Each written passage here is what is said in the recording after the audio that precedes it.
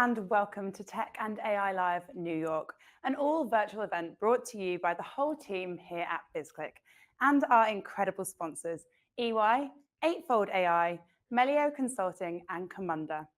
I'm Ella Wilkinson, and I have the absolute pleasure of being with you all for the first half of today's jam-packed schedule. We'll be bringing to you panels, keynotes, firesides with some of the brightest and best minds in the industry. Don't forget to send in your questions as we go along by pressing the box on the side of your screen. They come straight through to me, and I will get through as many as possible. So let's jump straight in. Our first panel is bringing together three of the top minds at EY to discuss accelerating agentic ROI through AI-ready data. Richard Clough, Global Chief Data Officer, Ben Cochran, Manager at EY Enterprise AI, and Laetitia Ward, Director of EY Financial Services Tax Technology. So over to you three.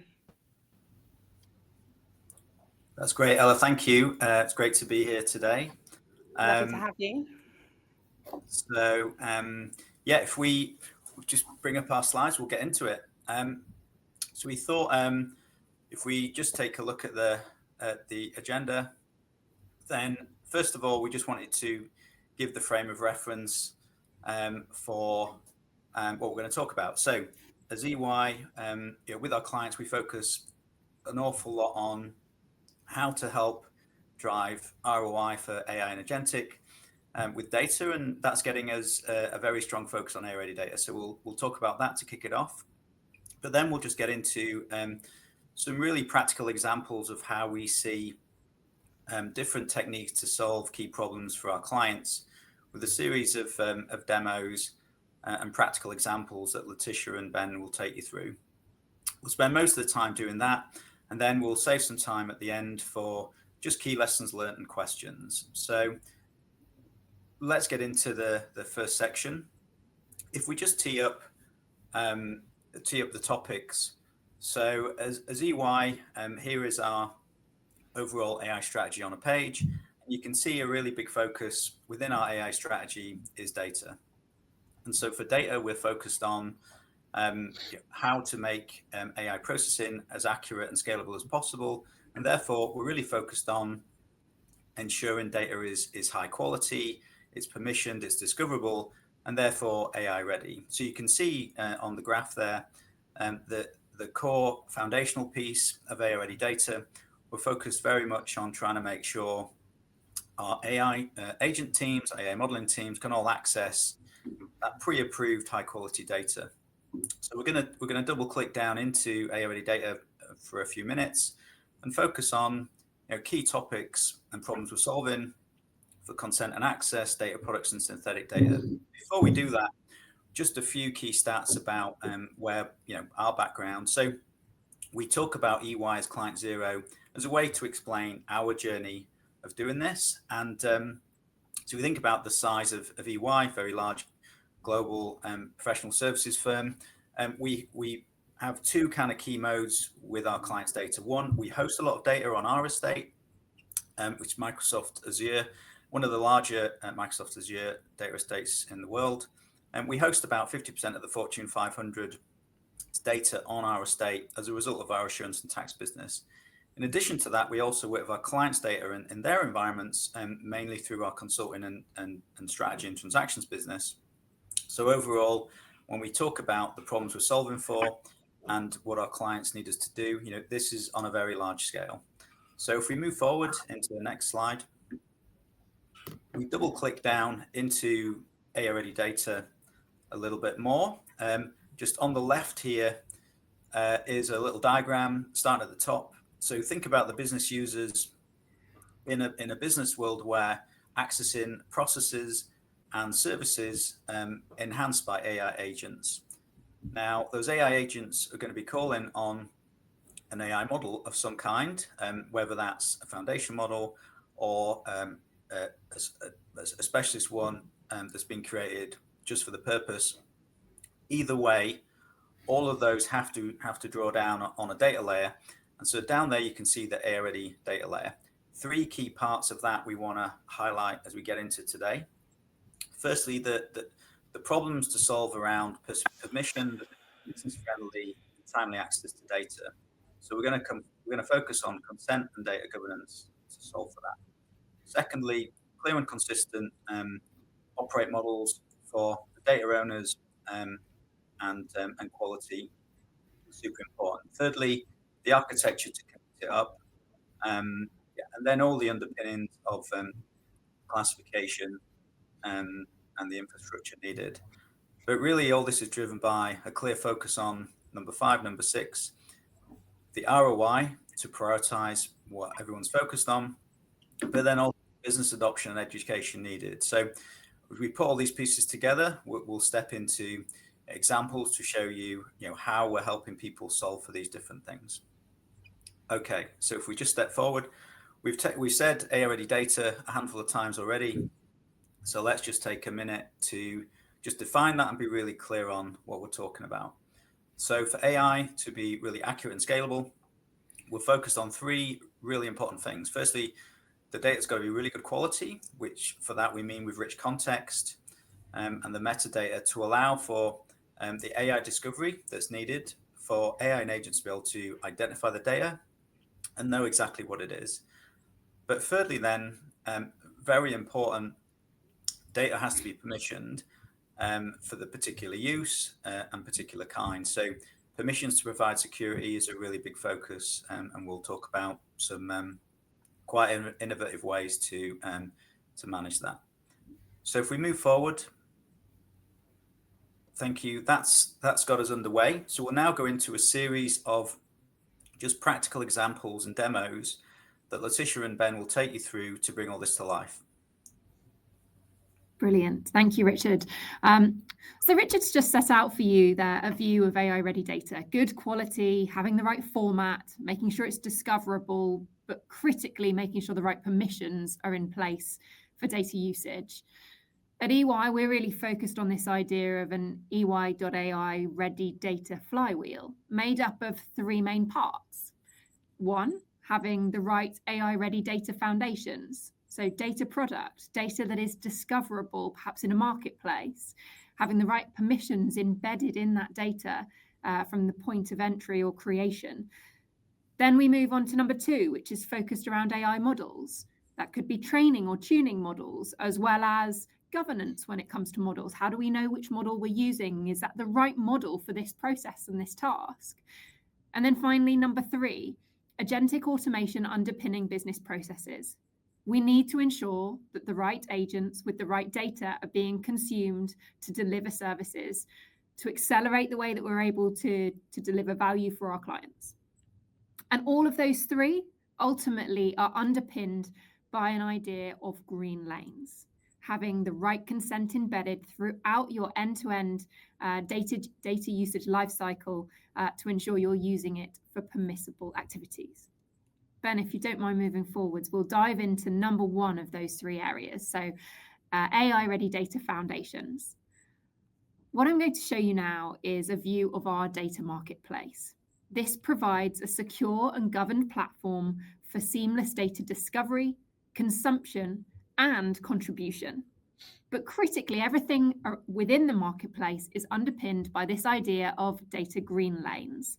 These are clear embedded guardrails and consent controls that enable us to have true control over who is receiving what data, for what purpose, to make sure that only the right people have access to the information they require. Let's dive in with a bit of a demo. So here's a view of our marketplace. As I mentioned, you could either discover, request, or contribute data to this. This is something that's being developed at the moment for all of our practitioners across different jurisdictions. So again, I'm going to start by requesting some information. And actually, the type of information I need at this point is synthetic data, something that we're finding incredibly helpful when it comes to model training, for example, which is something that Ben will go on to show you about later. So let's begin with identifying the data that Ben might need for that model training. I'm going to go in and submit a request, which will go to our relevant concierge team to help me identify the information. But I'm also going to have a double check to see whether the information I need already exists within the marketplace.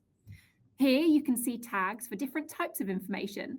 That could be client information, internal information to EY. It could be external data, for example, information that we might procure from other third-party vendors. And this is just an example. Or it could be synthetic data that has been created for other purposes. I'm going to dive into a client data example. And here I can see clearly a description of the information, the source of that information, the value statement around it, and critically, who has been tagged to that within our organization. Now, you can see at the top right near my mouse, this idea of green lanes being embedded. Me as a user, Laetitia, I'm able to access this specific piece of client information because I have the right permissions and controls to it, but it certainly wouldn't be made available to everyone within our organization. Now, it wouldn't be a data and AI presentation if I didn't show you the AI capabilities embedded too. I have the ability to go in and search for the type of information I might be looking for. So if I'm on a bit of a discovery expedition, this is the functionality that I could use. Ben, can you show us some more about model training? Absolutely. Thanks, Laetitia. So as Laetitia and Richard have been talking, we've been talking about bringing data to our AI, but model training is more about taking our AI and training our data into it. And this is honestly probably the most difficult use case for AI-ready data that there is. So we've been working really closely with Richard's team to understand how we can do this effectively and make sure that we have the right permissions. So model training is a core piece of our strategy. And the reason for that is because as we move into a world where we go from 100 model calls a day within a use case to 100,000 model calls a day in business critical applications, we think that small language models are a core part of that strategy. The reason being for a couple of reasons. Small language models provide us the ability to control the model. So we can control the IP that we put into the model. We're not passing our IP around in context. It's trained into the model. And we can control the way we govern that model. But it also allows us to control our unit economics of the model. So we can scale efficiently because small language models are faster and cheaper to run. And also we're shifting our costs from tokens to GPUs, which gives us a bit more of control. So small language models are beneficial as we move into a scaling AI world, but they do have their downsides. And that downside is they are less capable than large language models. And that's where model training comes in.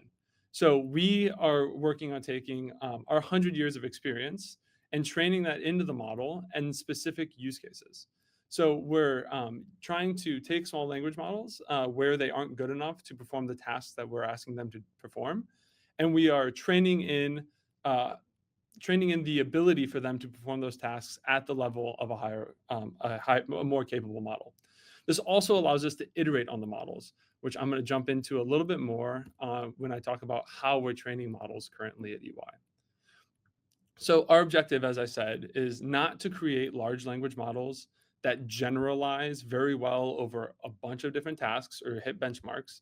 Our objective is to create small language models which perform EY-specific tasks at or above the level of the state-of-the-art models. So the way we do this is a two-step process. The first is the initial training with supervised fine-tuning, where we take a teacher model and a student model, and we train them to become a domain model. You can see on the side here, I talk a little bit about the analogy to an EY employee. And then after we train the model to be a domain small language model, we provide it field experience. And this is the really exciting part, where we do the reinforcement learning piece of the data flywheel. So this is where we take the model, we put it into production, and then we have it sitting alongside practitioners. The practitioners are providing preference data back on where the model is good and where the model isn't quite as good. And then we can use that information to train the model and improve the model. So I'll get into that in a little bit more with a fancy little video I have, but just wanted to quickly touch on the outcomes that we are targeting. So small language models, because they're easy to deploy and manage, and they're inexpensive to run. But also we get a bunch of great data out of this process. We get the data that goes into the training of the models that we get from Richard. We curate that and we can send that back to Richard and team. We also get the preference data from the application on what makes the model good and not, and what our users expect to see with those models. So we get not only the model, but some really good data. So I'm going to jump in here and show you guys a video of how we actually do the reinforcement learning piece of the data flywheel. So what you're going to see here is a real life application that we have in third-party risk management, where we have a small language model deployed, and we're going to iteratively improve that model. So you can see the front end of the application here on the right. The user is asking questions to AI like we all do, right? The AI responds and gives an answer to the user. But the interesting piece here is that we're collecting the preference data, as I mentioned before. So we can see that you can hit the thumbs up, thumbs down. We've all seen this on ChatGPT and other AIs. And then we can annotate, hey, here's why I think this answer wasn't so great. We collect a ton of that data, a bunch of that data. And once we have enough, then we can jump into the model training process. So the first step of that process is to curate the data and expand it with synthetic data generation. And then we take this new data set and we train it into the model with reinforcement learning. And then, of course, we have to evaluate, did the model actually get better at what we were asking it to get better at? And if the model training team sees, yes, that we've improved on the evaluations, we then pass it to the business and we get their approval to go deploy this model back into the application. So now we have a better performing model that's been iterated on by the practitioners who actually do the work. And we can see we get the little thumbs up and everyone's happy with the model. But really, this is a continuous process. So after we do this once, the loop starts back over. We start collecting preference data on the newly trained model, and then we pass that off, that preference data off, and we do another model training run when the time comes. So that's a bit of what we're doing from a model training standpoint. I'm going to pass it back to Laetitia to talk about how we're using this intelligence in some of our agentic systems. Ace, thank you, Ben. So to recap, we've gone through having the relevant data, creating that marketplace with the relevant data products in it for our business teams to access. We've talked about models and model training. And finally, we're going to talk about the agents that sit on top of all of that. And I'm going to begin by taking you through our end-to-end data management lifecycle as an example. So we're building agents across all of our business. Ben, if you don't mind progressing forwards. And I want to call out a few that we find really valuable within our own data office. We're looking at agents across the life cycle, from data discovery, definition, code analysis, modeling, mapping, governance, testing, and conversational BI. Something that we're finding really, really interesting when we're looking for patterns of risk or issues across our data sets. The example I'm going to dive in now is focused on data governance and that conversational BI piece. If we keep going forwards, Ben, and again. Here's an example of some agents that our tax business are using. I'm going to start by introducing you to 4 main agentic characters. We've got a managing agent who's going to oversee the end-to-end activities. We've got a transaction agent. We have a classification agent, and we have a data extraction agent. All of these agents will work together to complete a tax process with the oversight of one of our tax practitioners.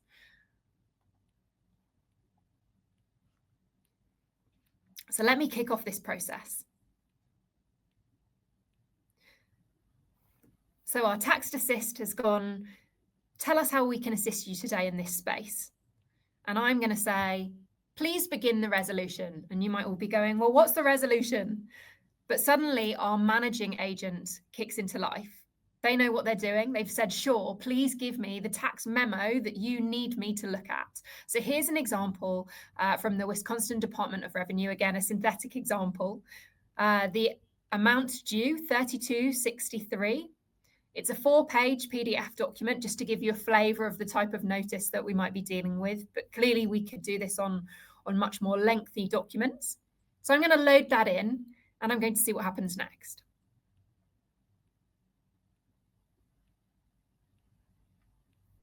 As a human in the loop, I say, please proceed.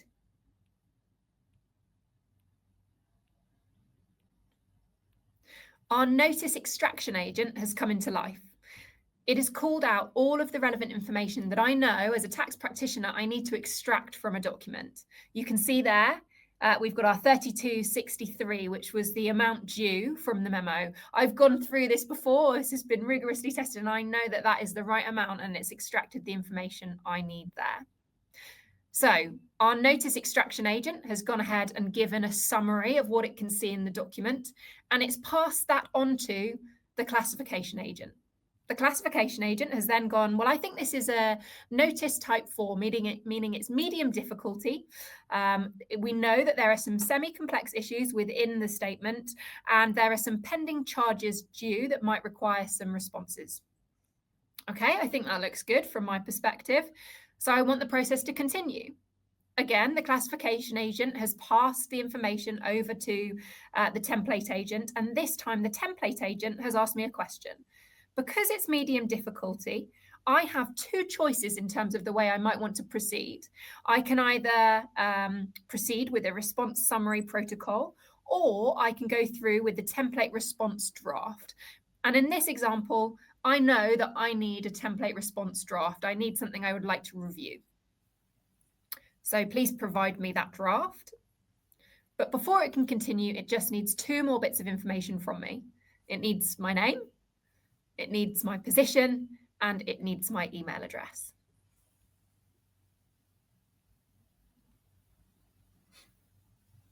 I need to work on how quick I can type.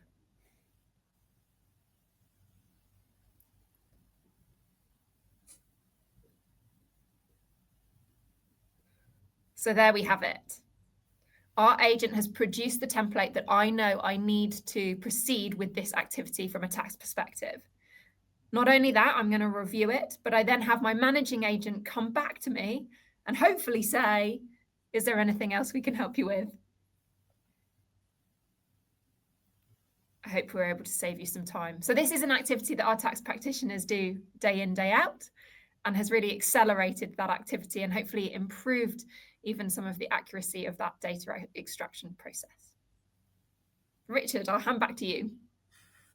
Thanks, Laetitia. Thanks, Ben. Yeah, so hopefully those great examples of making real the interaction between agents, models, and data, and how we see it for all of you, that the focus on AI-ready data is really important to bring these pieces together. So as we think through key lessons learned, then the first one is how we bring our AI and data teams really, really close together. So Ben, Laetitia, and I have been working together for over a year now, and making sure the handoff between our data, AI modeling, and agent teams is as close as possible, and that applies across all the work that's happening across our network. So as we look at how to sort of put all this together as a program, here is just an example of the key topics we've talked about, but the way that we see the combination of these different pieces. And so this is the program that we're executing for EY and for many clients. And I think it's about the combination of the topics that's really important. The focus on ROI at number 1, the foundations number 2, the governance and green lanes number 3, the marketplace Laetitia showed you at 4, the synthetic data you've seen a few times, the flywheel to start to knit together the autonomous impact of the data with the models to drive the agents, the scale of accuracy needed for compliance and stewardship across the huge amounts of data that AI models require, really driving agents to apply that discipline and creating data agents at scale. And then we move on to what's next. We see physical AI moving really fast. All the same principles apply, but at an even bigger scale. So we get to the next frontier. So hopefully that just gives you a sense of some things to think about, the best practices we're seeing, and our experience of how we advance all these pieces together. The data, the trust, the value, ultimately the adoption, which gets us to a really important part of this, which is the learning. So we're spending a lot of time developing hands-on training that goes from the most senior people in our organization all the way through to people who've just joined. And we advocate the same thing for all of our clients too, because the more we understand how to use all these things, the better ideas we come up with and the more value we can create. So that's what we wanted to cover today. Hopefully you enjoyed the demos, and let's see if there's any questions. Oh, well, thank you very much, everyone. That was fantastic. I remember I was speaking to someone the other day, and they were saying that SLMs are like talking to an intelligent 3-year-old, and LLMs are like talking to an intelligent 23-year-old.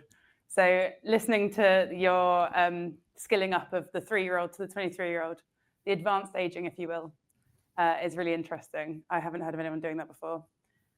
We haven't had any questions come in from our audience, but I have a question. How are you actually doing that? Like, I mean, obviously you're feeding into them the correct answers, the yes and the no's, but how quick is that process, and how do you actually do that? I think that would be a question for me. So it's a very difficult process, frankly. It's very complex. So we've got a set of engineers who are doing a lot on the data curation side, and testing out different training methods, right? So a slide that I like to show, but we didn't have time for today, is there's actually a lot of different ways to train models.